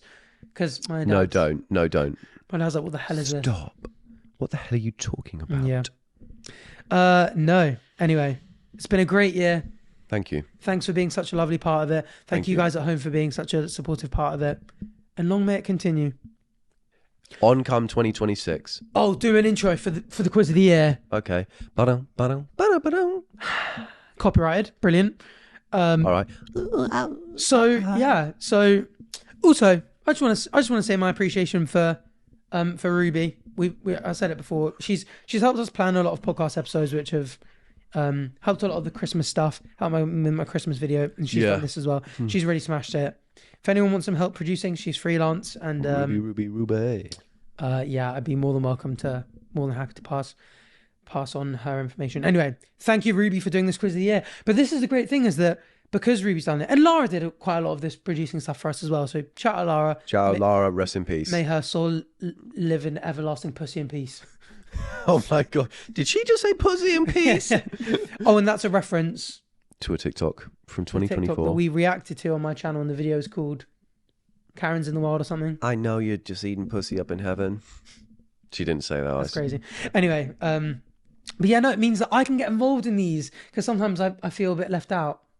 No, I like it. I like it when you're left out. So, quiz of the year. By the way, Ruby said that she did this with her uni friendship group or something, and said that everyone got like 1 or 2. Oh, apparently it's really hard. Okay, good. I'm used to that. Let's do this.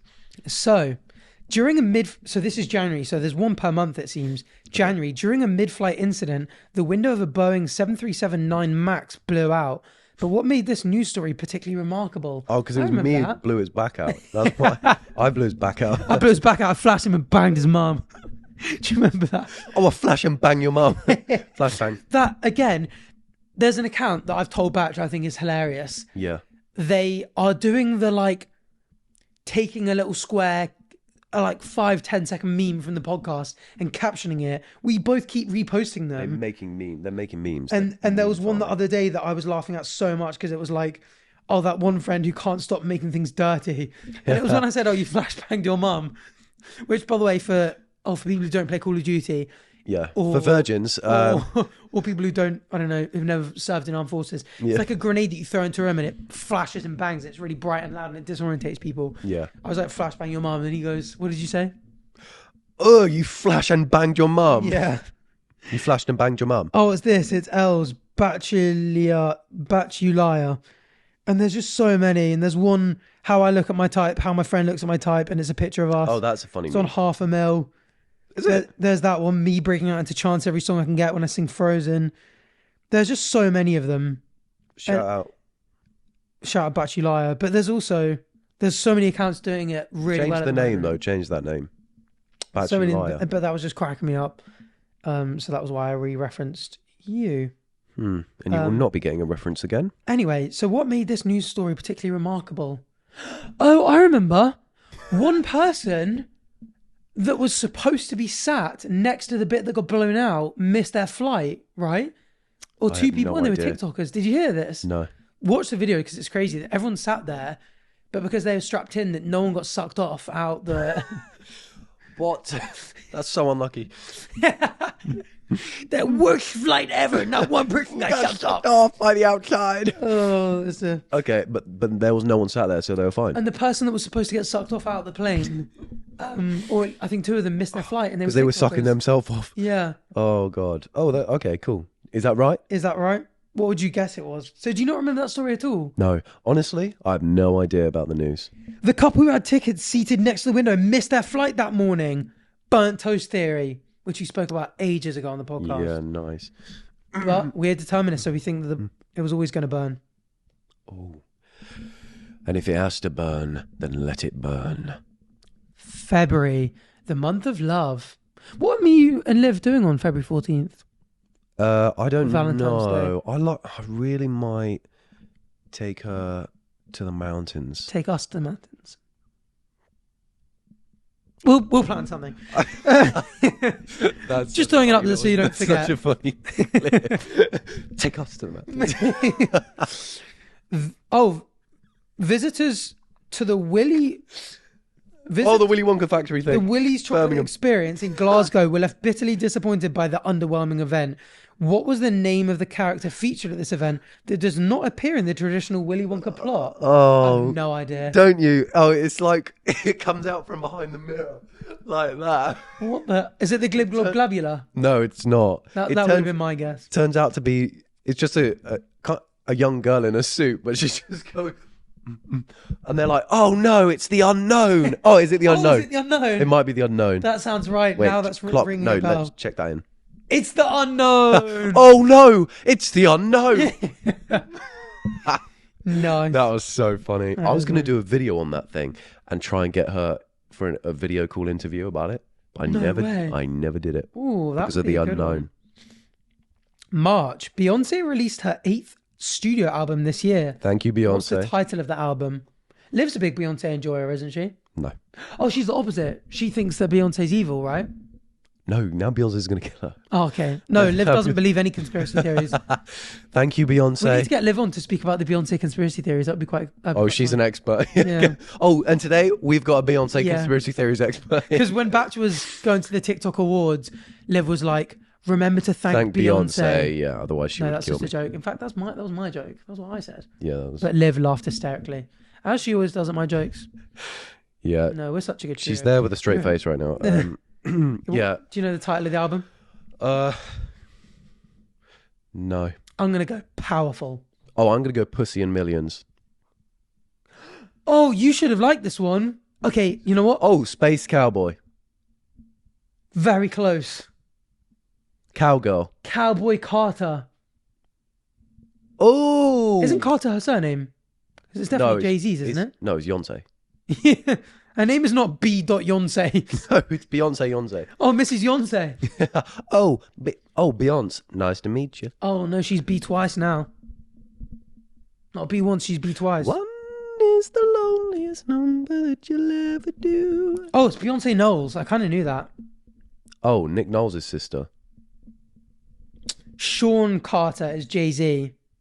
No, that's Jay-Z. Cowboy Carter. Oh, because he rides her cowgirl. Oh, you're so dead. They're going to kill you. They're going to suck your blood. No, and congratulations on her. I hope her title. No, it's too late for you, pal. April, my birthday month, the best month of them all. Which, by the way, someone commented, me and all my boys are all born in April. Yeah, pal. If you're watching our videos, come on. What? But April, 5 runaway horses from their household cavalry threw off their riders and raced through the streets of London. Do you remember that? The photos were mental. I don't know if I heard any of that. One of these horses was covered in what? I think it was blood because they ran someone over. I think they bumped into someone and got blood on them. Oh. What would you get? Do you remember this story? No, I would say milk. Okay. Blood. Ugh. I think they genuinely ran into someone. The horse ran into someone and made it blood. Yeah. We got blood in us. Where? Everywhere. Hmm. Especially a specific place when you see me. Oh, it's not just his cheeks that get filled with blood and go blushes when he sees me. Something like that. I'm working on it. I'm working on that. Oh, God. I might start doing that every time a joke doesn't land. Be like, I'm working on it. I'm working on it. Yeah, that makes it funny, actually. Yeah. I'm going to steal that and do that instead. There's something I find so funny about pointing out social things, like in the Christmas episode, just being like, oh, this conversation's going smoothly. I find it so funny. Oh, things are gelling nicely. I'm glad people found it so funny. Or you meet someone and you're like 5 minutes into a conversation, it's flowing quite nicely. You go, oh, we're getting along. Oh, this is going well, actually. That I think would be a really good bonding technique. I think you could do that unironically really well. Like, oh man, we're getting along really well. I think I do that sometimes. I don't know if that works. Because if someone said that to me, I'd be a bit like, hard to tell if anything works these days. you've kind of ruined the flow of the conversation. That's what I'd be like if you just turned around and said that. May I continue this quiz? Oh, June, May. Oh, great one. A baby from the Four Seasons Resort Orlando went viral on TikTok. What term did the internet coin for this overnight celebrity infant? Oh, it had a name. Four Seasons baby, right? Yeah, Four Seasons Orlando baby. Oh. Beef. Oh, if I had thought about this, I would have known it.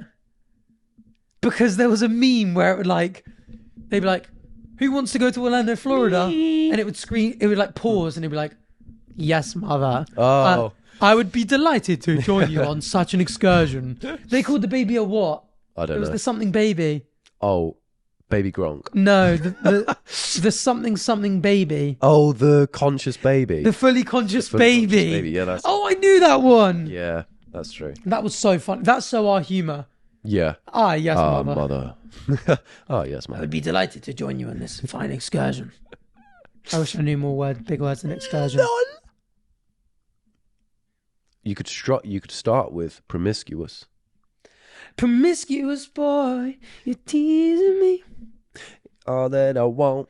And got what you need. Okay. Promiscuous boy. I don't even know the words for that. I just know it from fantastic edits. You teasing me. By the way, me and George were saying algorithms have been tweaked. We see way more fan edits these days on Twitter and TikTok.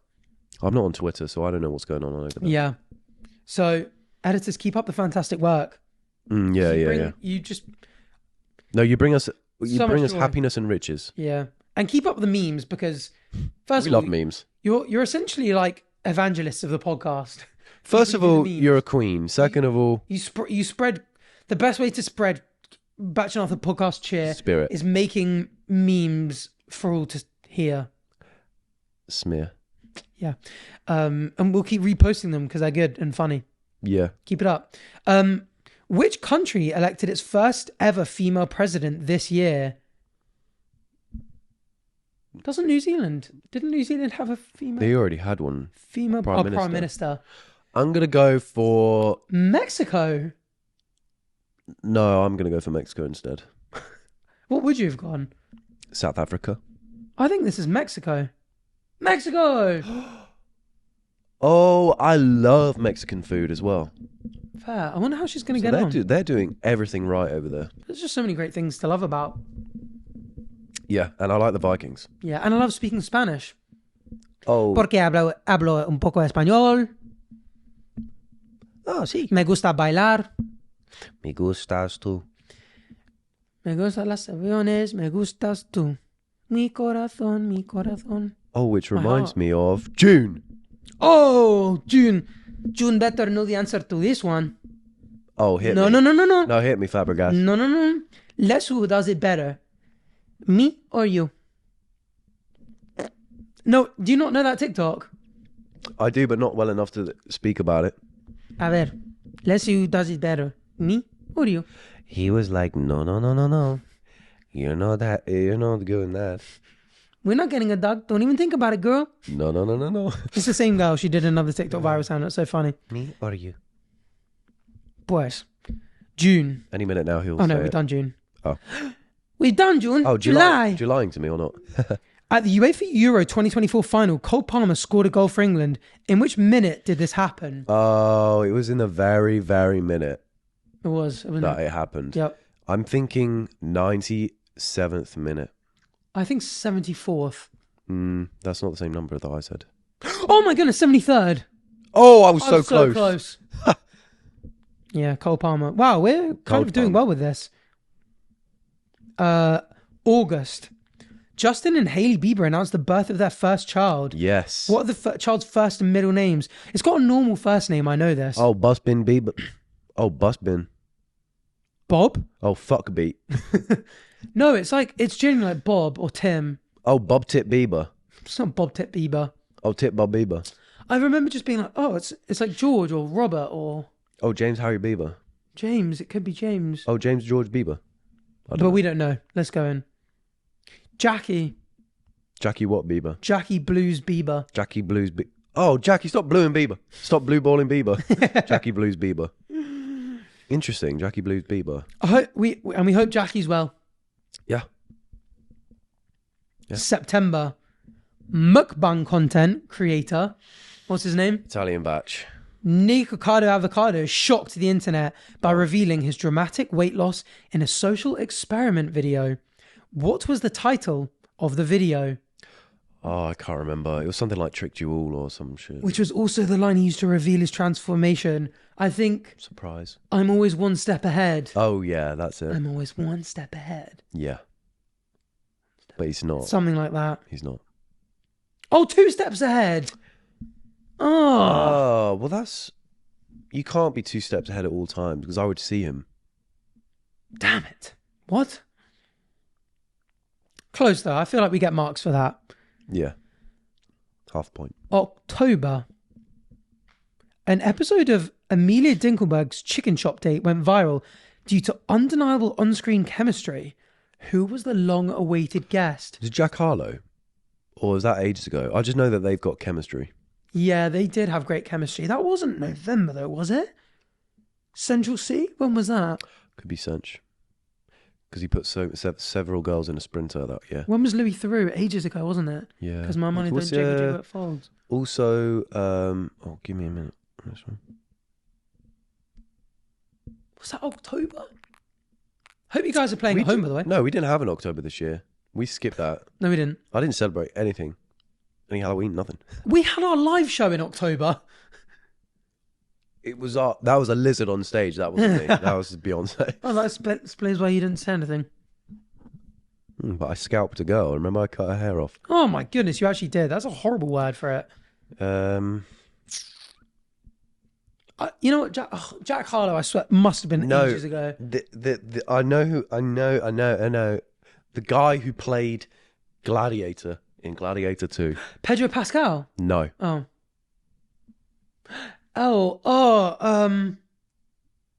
Irish guy. Barry Keoghan? No. Paul Mescal? Yeah. Oh. Could be. Let's just find out because we don't know. He's in a romance movie. Adam Sandler. He's in a romance movie coming out with Florence Pugh. He's on the side of the bus. Oh my God, Andrew Garfield. Tomorrow. It's Andrew Garfield. Oh my God. Fair play. I haven't seen that one. I haven't seen clips of that one. November. Gary Barlow's son became the talk of the online town during the US election thanks to his remarkable height. Exactly how tall is he? Bloody hell. Oh, he's 100 foot. 6'8", I would say. No, I think he's 6'4". He's actually not that tall. Gary Barlow's 12. What? 6'2"? No, he's not. That can't be true. No, that can't be right. He's massive. Ruby would never Look be out the wrong. window. So we're on a high up floor. Look out the window, and you'll see it. You'll be looking into his eyes. No, he's sleeping. Trust me, Daddy. It's 9:52. Oh. We're doing this late at night, by the way. It's candlelit. It's romantic. It's cozy. Anyway, he's only 6'2". How small is Gary Barlow? Oh, he's 4'3". Gally Barlow. Gally Barlow. Oh, his mum, Gally Barlow. Oh, get down from there, Jeremy Barlow. He's 5'9", apparently. No, which is a fine height. That's a. His son is not 5 inches. That's fine. That's fine. Anyway. No, that's a 5'9" height. That's a 5'9". Fine. It's about 1.8 inches off being the perfect height, but fine. Final month. Ooh. What 3 words? A great app. Had United Healthcare CEO gunman written on the bullet castings found at the scene of the crime. Gally Barlow, 6 foot. I would guess. Oh, is this the deny, depose? Oh, 3 words. It was not me. I don't know this one. No. Oh my God, it was. Depose, deny, delay. That's 5 words. What? Depose, depie. Depose, depie. Depose, delay. Memphis Depie. Oh, the delicious pie. Oh, Rory Delap. The delicious pie. Delap. Liam Delap. Sit on Delap. That's it. Interesting. That was a good quiz. Yeah, that was a good quiz. A really good level. Did you just almost hock to her? A good quiz. Oh, no talk of hock to her. Interesting. Oh, yeah. Anyway, I'm going to go to bed. Good night, guys. See you tomorrow. Do you know that one? No, I assume that's her, though. Yeah. When she got exposed for, like, scamming people for, like, millions. Oh, and she just went to On a bed. Twitter space, everyone was, like, cooking her, and she went, well, I'm going to bed. Good night. Fine. See you tomorrow. That's I'm funny. going to bed. Well, I will not be responding to that. Good night. And that's it for the quiz. Nice. So, And that's it for this podcast, No, isn't it? we're doing it's next never year. happening ever again. we're going to speak about what we want next year. So obviously we want to do season 2 of the podcast. We'll probably do another 40 episodes, I guess. Yeah. That'll be fun. With a little bit of spice. We were saying we really don't know what, because we love space and science, so we love the idea of being in a spacey theme, but we also love how cozy this is. Yeah. Like, I would do this all the time if I could. Yeah. And just talk. So maybe we do Batch and Arthur season 2 is even more spacey because we've got a lightly spacey theme set, and season 3 maybe we go cozy. Or we see where the wind takes us. Yeah, you know what? We might have different preferences in a year. Yeah. Let's not put ourselves in a box. But the exciting thing is, with the new studio, we're locked in for 2 years. So we can guarantee that the podcast is going to be around for at least another 2 years. Well, I might die before then. By the end of that, we are either going to be like super close friends, like absolute besties, or just mortal enemies. Yeah, I'm going down the mortal enemy route, but... I think we're going to be best of friends. Oh, no, yeah, 100% you're going to be my mortal enemy after that move there, but... Because I just enjoy every moment with you, and I know you feel the same because you wrote it on the wall. The writing's on the wall, it won't go away. Mr. Writer. Hey, Mr. Rager. I want to Mr. tell you Rager, how I really tell me feel. where you're going. I think Chip wants to do more content with us as a little trio, the world's greatest trio. He wants to take us travelling at some point for a travelling video. Yeah, he's grooming us. Too late, I'm already in love with him. Yeah, it was a success. It was a success. I don't know what happens on there. I could not tell you what happened at night in Sri Lanka. Really? Mm-hmm. And in It's all just Moldova. a blur. Oh, he had his wicked way with you, pal. Maybe. Maybe, but I liked it. No, he's a lovely boy. He is a lovely guy. What else are we going to do next year? I think we're just going to become the greatest YouTubers to ever exist. Yeah, come on. I do think that, I do Yeah. think that, At the end of the day, no one's making YouTube videos anymore. That's true. But we will. We are really going down the like authentic-y route, and it'll be interesting to see how it does, because we have just ended the era of, I think on YouTube, everyone's saying, of Mr. Beastification, where True. oh my god, £1 million is this? Yeah, because he's moved to Prime Video now anyway. Yeah. Shout out Prime Video. So it'll be interesting to see whether we can get big just doing... Well, I mean, PewDiePie got big. He was the biggest YouTuber on the platform, and he used to just do Reddit videos every day. That's the beauty of YouTube. But there's always a dilemma. I don't know if you have it. I don't know whether... I'd love to post bigger, better videos. Like, you watch a Will and E video, and it's like a masterpiece. He's put months of work into it, and it's so good. And he can now look back on his account and watch these videos. They're very rewatchable because it's like, that is such a great video. It has a great message and stuff. I'd love to do that, but at the same time, like I personally find Slushy Noob content really funny and really enjoyable. I'd love to just be able to do what they do, just post whatever I want on my account. But then you can't mix like Will and E style videos and Slushy Noobish videos on one channel, because then it's like the Will and E videos get lost, and it was like you put all that time in for that, and it's pointless.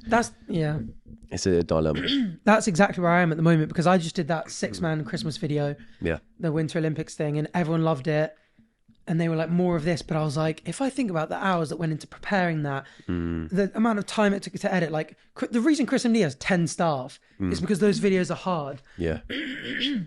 And I would say I loved filming it, but everything else was very stressful for a long time. Yeah. The videos we make at the moment, we sit down in front of camera, we have fun, we post it, we can be ourselves, we can be weird. Yeah. We don't have to think about it too much. We just go, what will be fun? Let's go be fun on camera. Yeah. Let's do it. People will enjoy it. And we do it. And we do it multiple times per day. People become really close to us because they're not just spending one, like realistically, I don't think that many people will watch the Christmas video and be like, wow, I feel a really deep connection with these guys, because it's a one-off. Yeah.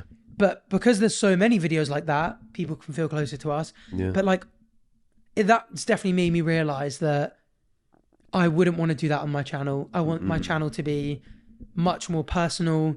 Maybe get you on, George on, Arthur. I'm happy to do the occasional video where I go, you know what, let's get 4 of us and play a game, or 6 of us, do a dress to impress, do a Christmas video, but like only for the pure fun of it, not because I want that to become my channel.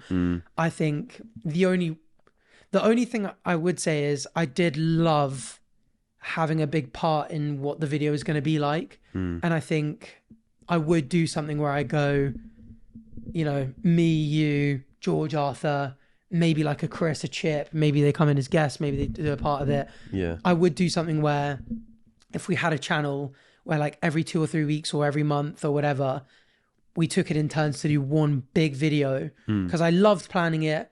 Like I loved getting out there and I was really proud of it, but I don't want to make that my main thing. But if that was like a side thing, like where podcast is, like I can have my main channel, I can do my own thing on it, I can chill out on a Reddit video. I don't mind too much if it doesn't get 1 million views. Yeah. But there's like this other channel where I'm like, oh, you know what? I can make it a movie. Yeah. Every couple of months, it's my turn. I'm gonna make it a movie. Yeah. Yeah. Yeah, it is a dilemma just figuring out how to mold channels. Yeah. Because you said that you wanted to do big videos. Are you still like, you might move Italian Batch to it? Do you want to make a new channel? Are you tempted by a group channel idea? My plan is to, I think I want to get Italian Batch to 1 million by doing what I do now. The thing is, I really don't like the idea of not uploading 3 times a week, or like bringing uploads back to, because when you're making bigger videos, it's like you're putting one out every month or 2 months or whatever. And I hate the idea of that. Yeah. Especially in the beginning, because once you make that transition, it's going to feel really weird not uploading for 2 months. But I think I'll do what I'm doing now, hit 1 mil, and then I'll really change things up, and I will go for those bigger videos on that channel, and then I'll bring in a second channel to do what I do now. Why not make the new, because I mean you'll have 1 million people who have subscribed to watch you be your personal 3 times a week. Yeah. Then you're going to go, oh, all of you people that have subscribed here, you're now here for content you don't necessarily want. But I think I'm building a following where they don't subscribe to me because of the content I'm reacting to. They subscribe to me because they like me. And so I think I can do those bigger videos. But if you're going to have 2 channels, why not? I don't want to start the bigger videos on a new channel. How come? I don't know. I just like Italian Batch. Because I want the new style of content to be my main thing. And if it's really successful, I won't even have a second channel. Really? The idea of keeping the second channel up is just because I feel like in the beginning when I make that transition, it's going to be slow, and the views are going to be like lower in general because you're only uploading like once every month or whatever. So it's nice to have something else that's constantly pumping out. But if it takes off and it does really well, say the first big video I upload hits 1 million views or does a crazy number, then I won't feel the need to have a second channel. Wow. You know? So yeah, it really just depends how well it goes. But I always want Italian Batch to be my main thing. and I want the bigger videos to be my main thing. That's so interesting. That's my main aim. Because I'm after that, I was thinking like maybe I should have made another channel to put that 6 person, but I don't want to do it frequently. That's why I like the idea of a group channel, because it's like I can keep doing this as like my main, and then the group channel can be like the big video project that won't take as much. But yeah, I honestly, I the whole like second channel thing stresses me out though. Even on TikTok, having like a second account, because you'll post something on the second account thinking, oh, that's just silly, I won't put that on the main. But then there's no real reason why you should not put anything on the main, you know what I mean? And you put it on the second, it does really well. You're like, oh, I should have put that on the first. And I assumed that I'd have that issue, because I did make a second account on YouTube and I was going to start posting on it, but I was going to put like vlogs on there and something else on there. But then you get to a point where you're like, I'm trying to differentiate content here, but I don't really have to. No. And what's the point in separating things when you could just do it all on one? So I don't want to do that. That's literally what I'm going for with the channel now, because it's like one week it's a vlog, 1 week's at gaming. Yeah. And Chip said to me, he was like, you need a gaming channel, you need a Reddit channel, and I was like, that it might do better. But first of all, I don't know if I want a gaming channel where I only upload once every 2 weeks and a Reddit channel where I upload once a week. Like, I want this channel where like people will come and just hang out with me, whatever it is.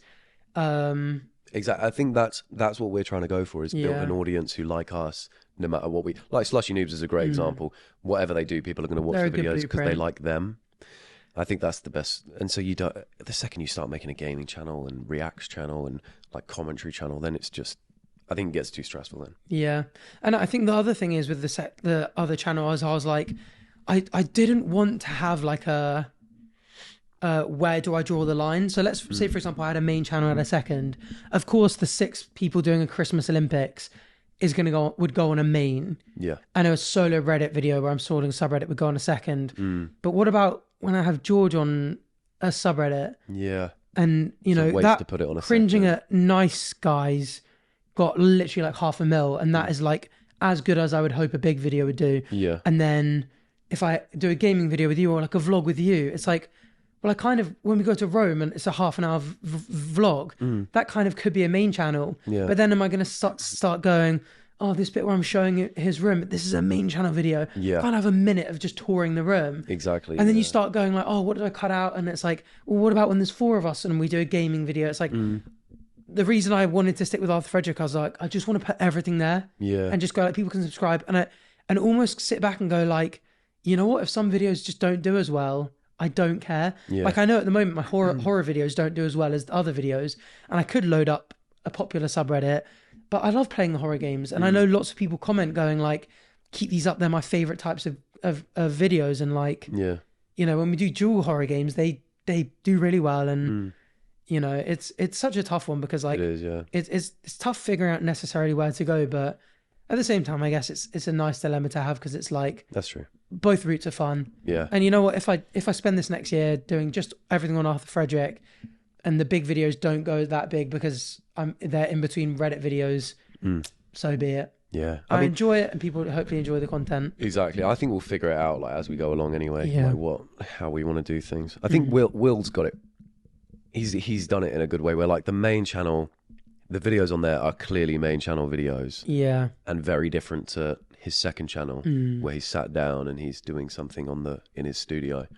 That's a good way to do it. And do you like it being all like very yourself, like given the choice between like a channel that is yours, where you're going like, I'm very involved, like a Will and E, like I'm overseeing like the idea, the editing, the like, everything. It's like this is a Will and E video, compared with something like a Sidemen, where you like, would you rather take what Will has, where he's very much it's all him, or like a Sidemen where you go like, I kind of turn up, these are massive videos, but there's a real team that kind of does a lot of it. So like the second channel, you can spend a lot more time on doing that kind of stuff, and they say Harry gets to spend a lot of time golfing at the moment, because he can rock up and do the shoot, but then there's a producer that's come up with the idea, that's booked everything, there's editors, there's this, there's that, and it's kind of like it's only once every 7 weeks that it's his video that he has to kind of prepare. And are you more tempted by either one of those two?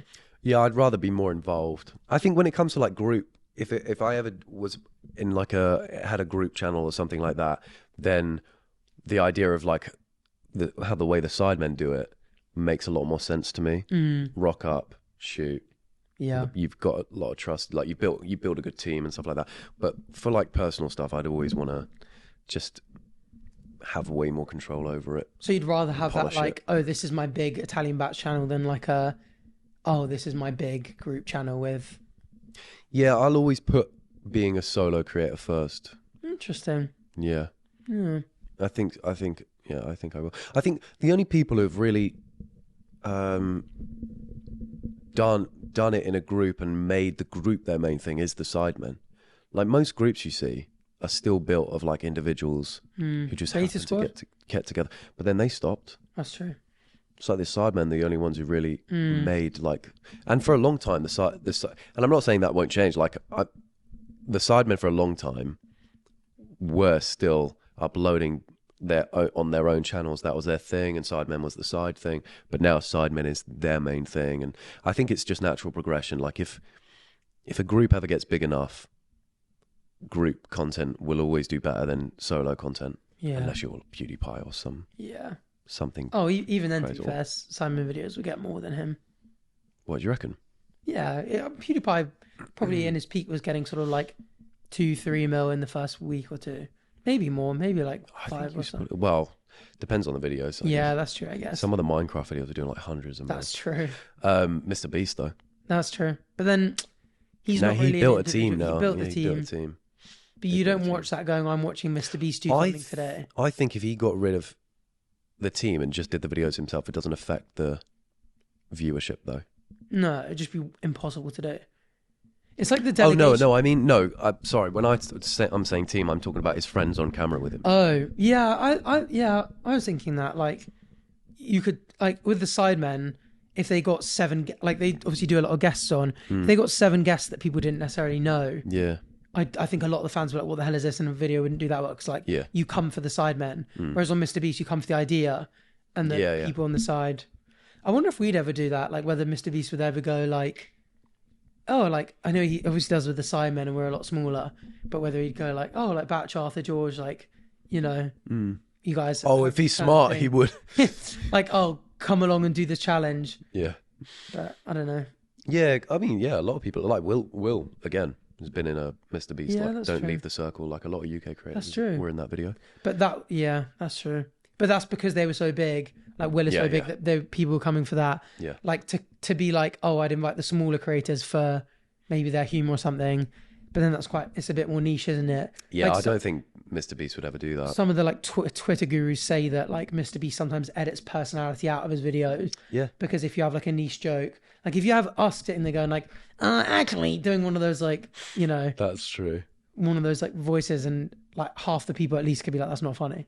Which is impossible. Well, where was I? Oh, I went to go watch the Man United Newcastle game with Chip, Freezy and George the other day, and we were walking back at the end quite drunk, and me, George and Chip were doing the like, actually like that brainwave thing, and Freezy was just deadpan like, guys, I do not find this funny at all. Really? You just hates it? Do you remember when we went on the pod, like he was like saying me, you, Chip, we just go for these things, and he's just like, I don't get it at all. Just doesn't like it. Doesn't see it. That's probably like a risk with a Mr. Beast video where you're trying to go like, how do we make this as entertaining as possible for everyone? Yeah. Having that kind of weird humor. Yeah. So he'd probably be like, guys, dial it down a little bit. We should use Freezy as our test subject. Yeah, maybe.